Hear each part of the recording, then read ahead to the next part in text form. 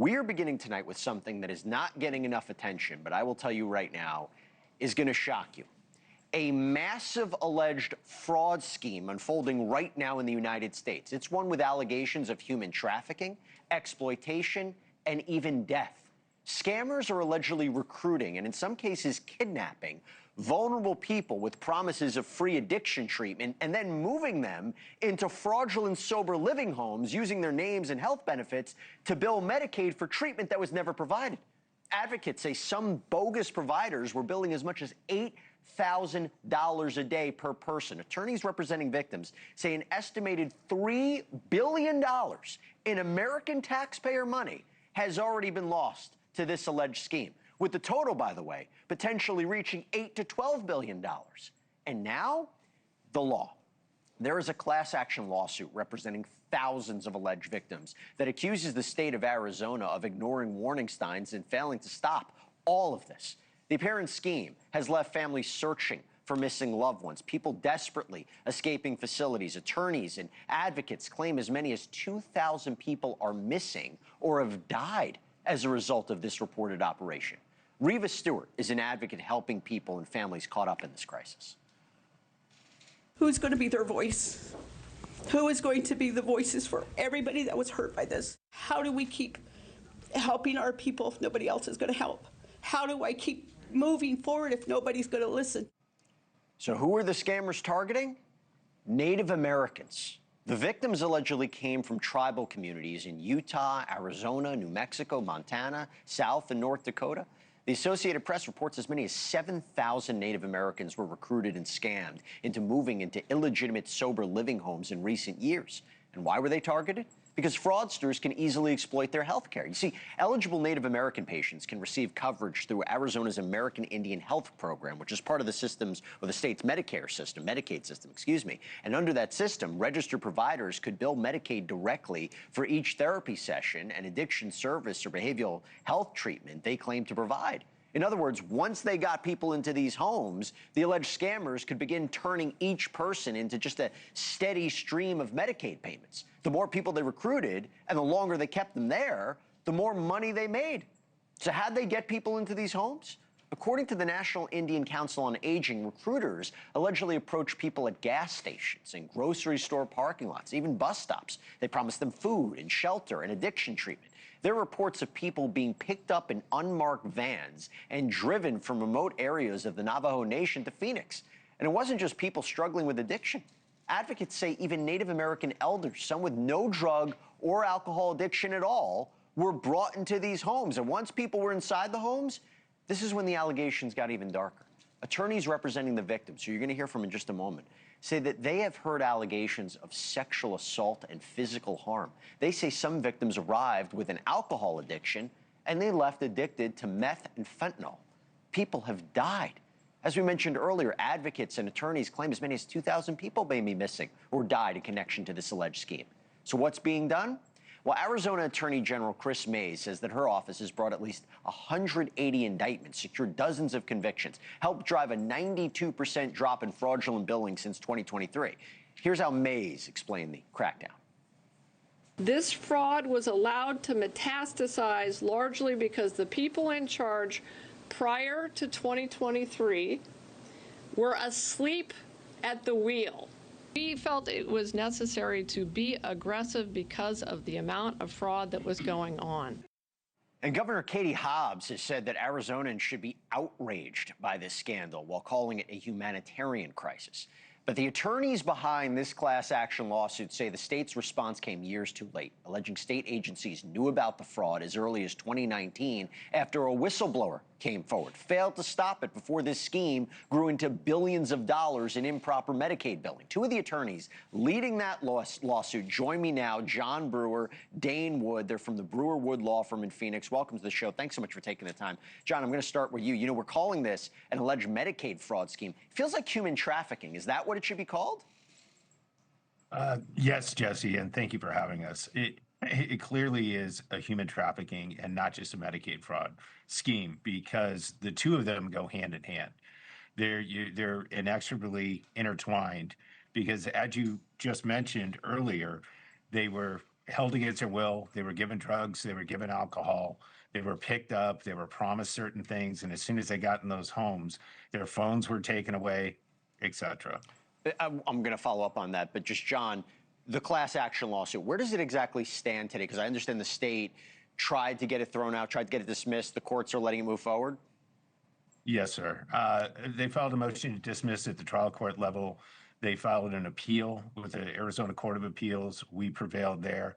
And then they tried to file a petition for review with the Arizona Supreme Court, and we prevailed there. Okay. So now it's back down to the trial court level. And this is the question that may come out of this. Dane, who do you believe is behind this? It feels very organized. Are we talking a criminal network? Are we talking sober home operators, recruiters? Are there government employees a part of this? Jesse, thank you for having us. Yes, all that you've mentioned are all involved. At the start of this, when it was first brought to the attention of the state, was in 2019, and it grew and grew and grew rapidly from there. And the state just continued to let it happen, enabled it, was funding it, and then it exploded into over several years from a low $43 million of fraud to over $3 billion in fraud, and maybe as much as $8 to $12 billion in fraud. Dane, I go back to one of the most chilling aspects: the people who died, the people who are missing. What exactly happened to them? And the people who died, what happened to their bodies? You know, many of them are in unmarked graves. They were never accounted for. There's just the stories we've heard have just been horrific. Everyone from being massive overdoses, alcohol and drugs in the homes themselves. These are programs that were designed, there's so-called sober living programs. They were just the opposite. They were feeding their addictions to control them with alcohol and drugs to keep them addicted so they could continue the billing for longer periods of time. And so the stories of overdoses and people trying to escape, people being shot, we had one gentleman, his blood alcohol level was 0.543. No, there's more alcohol than blood in his bloodstream, and they dumped him in the street in front of a sober living home. And by the way, just to follow up on that, there were convictions for this, or do you still feel there's criminal cases that need to be had, Dane? There's been convictions, mostly sweetheart plea deals. In other words, people given probation for this. There's less than 5, probably about 3 people in state prison for this. You're talking billions of dollars, thousands of people harmed, and there's about 3 people in prison for this, when there's hundreds of fraudulent providers. The Access, the state Medicaid agency itself, had suspended over 400 of these entities.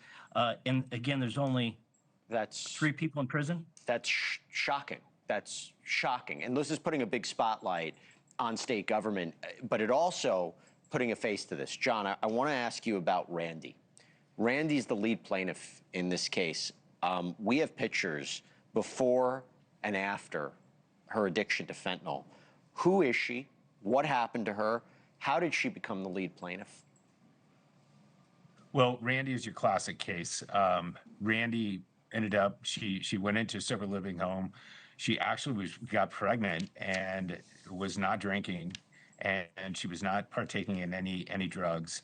And essentially what transpired was she lost the baby, had a miscarriage, and she started drinking again. And she woke up one morning, Christmas Eve, and she was hungover. And as in almost all of these fraudulent sober living homes, they gave her, she said, "I don't feel good." The house manager walks up and says, "Take this."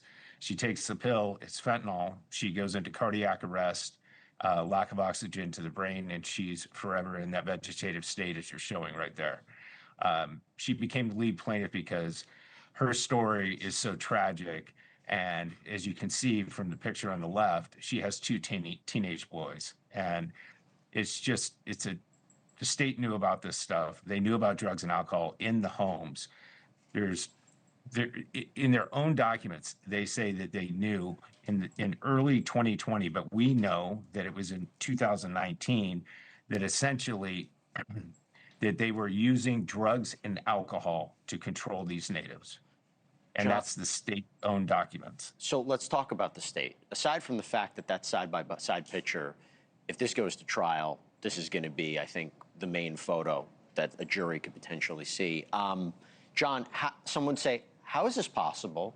This happens in America. How is this allowed to happen? Because it seems that the impetus is on the state, and you tell me, is it incompetence? Is it a level of being complicit? Is it corruption? Is it willful blindness? Because one of the things you mentioned is a memo that warned officials in 2022. So talk to us about this, John. I mean, how is it possible? And according to you, what is the strongest evidence that the state was somehow involved in this in whatever way possible? Well, that memo was particularly important because it talks about internal corruption within, that was DHS, but also there's internal corruption within Access. Access is a state-run Medicaid agency. That memo in particular named an individual, Leroy Davis, who was making $52,000 a year for DHS. He owned in a very wealthy community here in Phoenix area called Paradise Valley. He owned a lot there, which is, it can be no less than an acre. He owned a brownstone off Central Avenue, and he was taking pictures with Ferraris, Lamborghinis, showing Louis Vuitton boxes, and he was making $52,000 a year.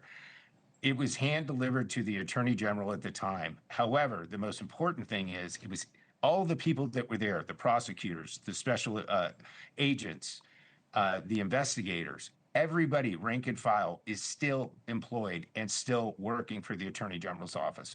And so they waited until the fall of 2024 to indict him, only because that memo was in our notice of claim and it was in our lawsuit. And it wasn't until the newspaper were about to get it through a FOIA request that the state finally acted. I want to get to that, what's happening right now. But Dane, just to jump on this, you've accused the state employees of essentially, quote, checking the box on these payments. How do you intend to prove this? Is there internal communications? Are there emails? Is there whistleblowers? I mean, that they were looking, turning a blind eye, that they were part of it. Talk to us about that, Dane. Well, our state's attorney general has called it herself a colossal failure of government, that the rank and file employees within Access, you've got the Access employees from enrolling the providers to billing all the way through that were failing. You had the Access Office of Inspector General, OIG, which is in charge, which is tasked with investigating, detecting fraud. They have fancy titles like fraud examiners, all these things. How are they not catching this? Okay, one provider had charged and billed and collected $650 million. One provider had charged, and how do you not notice that? And lives were being lost during the course of this. We recently heard Dr. Oz say that if they'll take the money, they'll take your health and they'll take your life. That's exactly what was going on. What's their defense? What's their defense? Dane. That's a great question, because we don't see a valid defense here whatsoever. What happened here was an absolute tragedy. It's called a sober living crisis for a reason, because and our government has called it a colossal failure of government for a reason, because it was just that. John, what's happening today? The state says things are different today. You have Attorney General Chris May says that her office has brought more than 168 indictments. Fraudulent billing has dropped 92% since 2023. Governor Hobbs is rolling out this AI tool to flag suspicious claims before they're paid. Is this still, in your opinion, happening today? Are these changes enough? Well, the indictments, it's a false number. The indictments, as you know, as being a lawyer, Jesse, that's a one-sided jury trial. You're presenting evidence to a grand jury, and then they get indictments. And then once they indict those folks, they're sweetheart deals. As Dane mentioned, there's only approximately 3 people in prison. They have not charged anybody with crimes against persons. They haven't charged anybody for negligent homicide. They haven't charged anybody for manslaughter. And they very well should. They did convict somebody named Dr. Rita, and guess what? Randy was part of her network. And why hasn't she been charged? She's been charged and sentenced. So why wasn't she charged with Randy's crime? Because She was working with somebody where Randy was housed. So I can tell you, when they do 92% shutting off of fraud, they stop payments for 18 months to everybody, 18 months. And then they did a moratorium where new providers couldn't come in. So that's a false number. It's a very false number. Getting these indictments, in my opinion, is nothing more than a political stunt. And it's election time, by the way. That's a good point. Gentlemen, let me tell you something. This is the first time in my show's history that we have dedicated a full portion of the show, a full what we call the A block, to a subject. This is a subject that needs this attention. I appreciate you both coming on to talk about this. You have an open platform as this case develops to let us know what's happening. It's a very, very disturbing set of allegations. But John Brewer, Dane Wood, thank you both so much for coming on. Thank you, Jesse. Thank you, Jesse. Thank you for watching. Subscribe below and download our NewsNation app right now on your phone, and you will get fact-based, unbiased news for all Americans.